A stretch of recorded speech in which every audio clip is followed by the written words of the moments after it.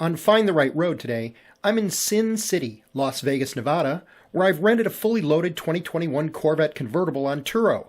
In this video, I'll go over all the features of this C8 Corvette, both inside and out, so stick around.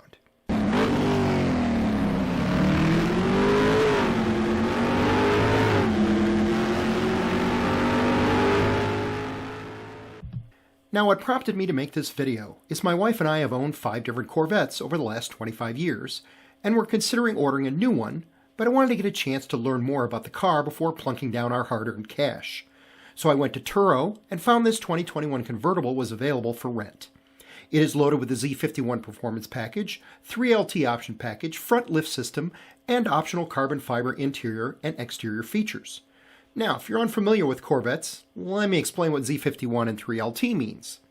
The Z51 Performance Package is what you order if you want to drive your car on the racetrack. It includes upgraded brakes, suspension, exhaust system, cooling system, a front splitter, and a rear wing. Details can be found, of course, on Chevy's website. During this video, you'll see references to 1LT, 2LT, and 3LT. 1LT just refers to a base model Corvette that comes with a certain level of basic features. 2LT and 3LT are bundled option packages. Instead of customizing everything on the car, Chevy bundles some of the most common options together and calls them 2LT and 3LT. 3LT, by the way, includes everything in the 2LT option package, along with some additional features. Before renting this car, I went to the Chevy website and reviewed the entire 338-page owner's manual. So I'll be pointing out a few items that other reviews might miss. And if you want to know what it costs to rent this car on Turo, stick around to the end of the video and I'll give you some details. So let me jump right in and let's start with the exterior features of this car. Now, when you look closely at the front end of the vehicle, you'll notice on each side you've got your front park assist cameras, one there and you got one over here. And then there's this panel you see here. That panel actually pops off, and that is where you screw in your tow hook in case you need to pull your vehicle out of a ditch somewhere or whatever. You got a tow hook on the front and the back. This happens to be where the tow hook goes, on the front. Now, one of the complaints of the new C8 Corvettes, which is a design element, is you have these radiators, these big radiators on each side of the vehicle, and you notice the damage that has happened to the radiator with stones and things flying through this honeycomb mesh and hitting the actual radiator and damaging the little fins in the radiator. And as I come over here on the other side, you'll see the exact same problem, of course. Now, Chevy says, hey, that's the way the car is designed. Customers just got to live with it. But cosmetically, you know, you've got some customers that aren't very happy with Chevrolet and the fact, in fact, there's now aftermarket companies making some sort of mesh to put over this to try and deflect those stones so it doesn't damage the radiator. Your rims in the back are 20-inch, and on the front here we have 19-inch rims. The tires are Michelin Pilot Sports, and they're S models, and they are 245/35 ZR19 here on the front. And you notice this model is equipped with the Z51 Performance Package because it's got the red brake caliper that says Z51 on it. And as we look here at the front of the vehicle, I'm going to pull the key fob out and we will open up the front trunk, or the frunk as some people call it. And so you push the button on the key fob and it has struts on each side that'll automatically open it for you. It's a rather deep pocket. It fits quite a bit. Now over here, you'll see you've got a light. You've got, of course, the government-mandated emergency release. If you have stuck a child in here or something, they would be able to open it. And then, of course, you have a power connection here, and you might be wondering what that is doing in this little frunk. And that actually is for your battery tender. So if you're someone like me who lives in a place where you have to store the vehicle for an extended period of time and you want to protect the battery, you have a battery tender that you plug in there, and then you plug in the wall, and that maintains your battery level.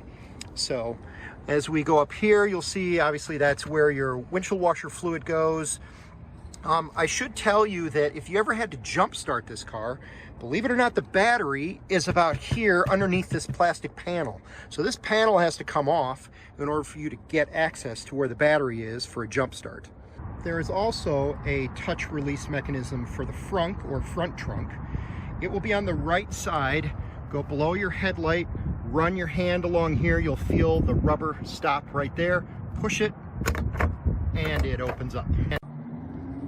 When I do a close-up here on the mirror, you'll see it has the optional carbon fiber package for the mirror. You can see the grain in the carbon fiber. Fueling the vehicle, it's a capless design like most vehicles nowadays. It is recommended you put 93 octane in it.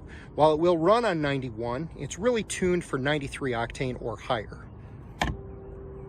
Now I'm going to demo opening the convertible top. Now, the engine is off. I got the key fob in my hand. The button here in the lower left-hand corner is to open the convertible top. The car needs to be unlocked in order for this to function, and you hold down this button, and what will happen is the convertible top will begin to open. Sorry, I had to push the unlock button. And now you see the windows go down, the top mechanism goes up, folds back away, and the cover comes back down, and you are ready to go. The whole process takes 17 seconds. You can do it while you're driving as well. It will handle opening or closing the top at speeds up to 31 miles per hour. Now, using the key fob, I'm going to demonstrate the trunk in the back. We'll just pop that and come up here, lift it up. And you can see it's rather large and rather deep, even on the convertible here. And one of the design elements that Chevy always considers when designing a Corvette is to make sure that a PGA Stadium golf bag will fit in here without any problem. Because obviously you have some owners who love to play golf and want to be able to carry their bag without having to put it in the passenger seat. There is a touch mechanism to open the trunk. It's just to the right of your backup camera. So you'll feel a little rubber tab right there, and you push that, and you notice that the trunk now opens. Now, when you close the trunk, all you got to do is kind of set it down, and you'll notice it will pull itself back into place. So no need to slam the trunk shut. Now, this, of course, being the convertible model, the back is a little different. In a coupe, you have the glass that comes down and you get the view of the engine, but here on the convertible, you don't get that luxury. Now, the alarm system on the vehicle has both an inclination and intrusion sensors. And what that means, intrusion sensor means don't lock and set the alarm system with a passenger in the car or a pet in the car, because they will set it off. And don't move your vehicle, for example, have it towed or shipped with the inclination and security system armed, because that will also set the alarm system off. Now, if you're wondering how to turn those sensors off, let's say you're having your car shipped from, say, Michigan to Florida. That is this button up here next to your hazards. Obviously, your OnStar is here, your touch-free calling, all that kind of stuff is here, but that's how you turn those sensors off so that it doesn't set the alarm off when you're shipping your vehicle. Now, let's say you walk up to your vehicle and you take your key fob and you hit your unlock, and the horn chirps and the lights flash 3 times. What the vehicle will be telling you is that your alarm system while you were gone went off. Now, in case you're wondering how to open the doors on this car, because there's no obvious door handle here, if I go like this and you look underneath, there is a spot and you can feel the rubber connection right there. You just press that and it's electronic, and that's what opens your door. And I'm over on the passenger side. While we're here, let's take a look at the passenger door panel. So on this door panel, you will see, obviously, again, your Bose speakers, your programmable memory seat settings, your button for opening the door, your door locks, your window. I forgot to mention that this car is equipped with the carbon fiber package on the inside of the car, as well as the mirrors. So you can see this is in carbon fiber. That's an optional item that you can order. Now let's talk a little bit about the seats. This seat obviously has carbon fiber up here, as you can see. Now, your control mechanism, when we come down here, the round portion here, up and down, actually is your side bolsters, which is this here. The front and back on this is the lumbar support. And then obviously you've got your normal controls for moving it forward and back, and then tilt is all here. Chevrolet offers 3 options for seats in the Corvette. The GT1 bucket seat is what comes standard. This vehicle had the upgraded GT2 bucket seats, which runs about $1,500 extra. And then there is a top-of-the-line competition sport bucket seats. For people who wish to track or do high-performance driving, that's what you would order for about an extra $2,000. So now let's look at what's on the left side when you get in the vehicle. So this is your tilt telescopic power steering column is right here. This is your lighting controls, including your heads-up display. This is obviously your vent, which you can turn left and right and up and down. There are similar vents on the other side and on the passenger side. Now, as you go farther down, your electronic parking brake is here. Your brightness controls for your interior lighting is here. And then if I look on the floor, there's your dead pedal, by the way. If I look on the floor, if you ever lose power and you need to exit the vehicle, this manual mechanism will open the door for you. And as I close the door, you will see engine, and the graphic of the Corvette comes up at speed. Very cool stuff. I'm going to push the start button and we'll see what the startup procedure looks like on the dash. Of course, tell me to buckle my seatbelt. No surprise there. And so it will stop complaining. I will do just that. Now, right now you see trip 1, the trip odometer on the right over here. And that is controlled with this here on the steering wheel. And so you'll notice that I can flip through between performance timer, I've got audio, shows me what radio station I'm on, shows me my maintenance levels, and then there's a variety of options here. And I will flick it all the way back to trip computer. And then if you use the scroll up and down right here, you can scroll through. There's trip 2, there's fuel economy in the last 50 miles, a trip timer, my current drive cycle. Obviously I just started the car, and we're back to trip 1. Your speedometer in the middle, of course, your fuel gauge down lower right, your radiator fluid temperature lower left, oil pressure, time and temperature, all on your dash. Now, as we look at the steering wheel, on the left, you have obviously your cruise control. You can turn it on or off, your set, resume, that sort of thing. This is where you press the button for your Z mode, that customizable driving mode. Over here you have your hands-free for your phone. Your heated steering wheel button is here, and obviously this is the controls that I've already talked about, which has to do with the DIC, or Driver Information Center. Now, here you have volume controls. If you don't want to use the dial that's up here on the infotainment system, you can use these two. And it's important to know that these are meant to be pulled up on in order to raise and lower the volume. And on the other side over here, you can change your station, same thing, by pulling up from behind the steering wheel. And that is your controls on your steering wheel. Notice it has the interesting shape to it. It's kind of rounded on the sides. It's flat bottom, but it's also flat on the top. It has this red stripe for kind of a centering point as you're driving. You'll be able to feel it with your hand. Kind of interesting.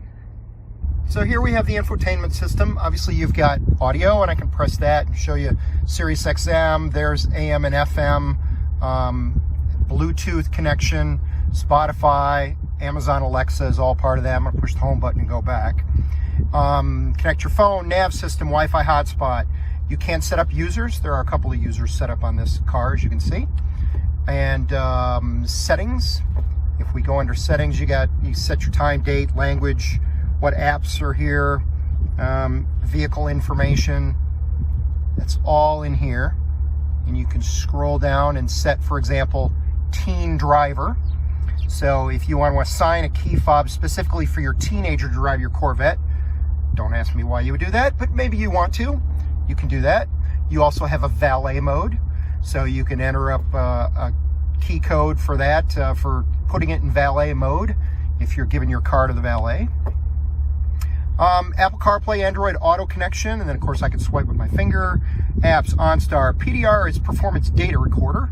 So if I push Performance Data Recorder, you'll see you have video overlay. Right now there's none, no lap timing, no SD card currently installed. Under recordings, obviously it's not going to show me any right now, but under settings, for example, I can change the video quality from low to high if I want. So that is here. I did use the PDR a little bit while I was driving around town. This will give you a little bit of a demonstration of what the video output actually would look like. Oh, I should mention that the SD card that it talks about, there are 2 SD card slots in this car. If I come back here and open this glove box, you will notice there is an SD card slot right there. So while I'm here, I'll show you USB-C, regular USB, and obviously an audio connection. That SD card slot, though, is for music. So if you have music on an SD card that you want to listen to in the car, that's where you would plug it in. So you're probably wondering, okay, where do I plug in my SD card for my PDR? Well, that is over here in the glove box. So I'm going to push the glove box and open it up. And if you look closely here, that is your SD card slot for the PDR.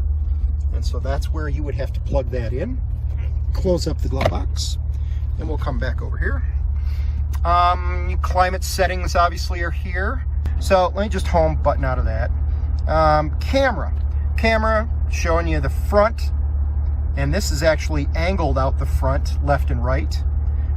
If you want to see where you're parking, if you're interested in the lines to show you a direction, you can put that on, that sort of thing. So let me go back out. Your Sirius XM, your Alexa, Spotify, Marketplace. Okay, so that pretty much shows you the infotainment system. Now, one of the interesting things about the infotainment system, which we've talked about all of these different buttons and what they all do, is there is a shortcut tray, you notice, of 4 controls here at the bottom. And you can customize it with the 4 items that you think you would use the most and put them down on the bottom of that tray. Now, below the driver information center, you have your transmission. Right now it's in park. In order to use these, for example, you pull up. Your foot has to be on the brake, of course. So when I pop it in reverse, you'll see the backup camera comes on. And then I can pull up to put it in drive. This is your manual mode. If you want to use the paddle shifters on each side, you can do that by pressing the manual mode. I'm going to put it back in park right now. Now, above the dial wheel you see here, you have 3 buttons. One is traction control off. One is your front lift system. So this car is equipped with the optional front lift. So if I push that button and you come over here, right now the lift was up, and so it's now telling me it's lowering the lift. It lifts about 2 inches. It's good for things like getting in driveways and over speed bumps and that sort of thing. And then the last button you see there is cameras. So I can turn the cameras on. So those are the front cameras. And now, the dial you see here is for the various driving modes. So if I come up here, let's home back out of that. But if I turn the dial, for example, it will change. Right now there's sport mode. So it's showing you all the settings for sport. Steering, suspension, engine, shifting, brake feel, engine sound is all in there. Now I can turn it again from sport mode and put it into tour mode. Notice the engine gets quieter, the exhaust gets quieter. From tour mode, I can turn it again to my mode. Now this is one that's customizable if you wish to customize your own settings. And then there's a weather mode, so if you're in bad weather, rain, snow, whatever, you can put it into weather mode. And that is your driving modes. Now, we have to address the, I don't know what you want to call it, the divider, the brace, the, I don't know what terminology you would want to call this huge column of various buttons going up and down. So let's quickly roll through what we've got here. We've got at the top, it's showing me temperature is set at 70 degrees for the climate control. Obviously this adjusts the temperature. You've got heated and cooled seats. Right now you have sync on, so it's synchronizing both sides for the climate control. It's set on auto. You can change obviously the direction of where the fans run. There's your fan speed. This is turning the system on and off. This is to recirculate in the car. You've got defrost buttons for front and rear. And now the bottom ones are heated and cooled seats for the passenger, their own controls for their temperature. Now, if someday you need to change a fuse in the car, you may be wondering, where's the fuse block? Well, actually, it is behind the glove box. You actually have to take the glove box door off in order to get to where the fuse box is. In most new vehicles, you see that your cell phone charging location would be up here somewhere. But you notice on this car, there is no place to put a spot for your cell phone to go so that it can do some charging while you're driving. So what they've done is, and I'll spin around, it's actually back here. So this is where you slide your cell phone in and it will charge, and I've done it with my iPhone 12 in the case, and it still charges right through my thick rubber case, which I was very happy about. While I'm here, we'll look just above that, and you'll notice it's one of your speakers for your Bose system is right up here. So this little half window, by the way, goes down when the convertible top is down, but then obviously when the convertible top goes up, this little window will then go all the way up. And that completes my overview of the features of this loaded 2021 Corvette convertible. This video should only be used as a general overview of the car. If I had gone through all the optional features, this video would have been an hour long. For additional details, I suggest you check the owner's manual that can be downloaded for free at the Chevy website. A link has been included in the description below. Now, if you're wondering what it costs to rent this car in Turo, here's how it breaks down. The fee was $250 per day, plus the additional $65 Turo fee. That includes insurance on the car. The car was limited to only 100 miles per day, with an additional fee of $2.50 per mile above that. So if you rent on Turo, make sure you read the fine print. My name is Tom Stroup, and you have been watching Find the Right Road. If you enjoyed this video, please click the like button and consider subscribing to my channel. Thanks, and we'll catch you next time.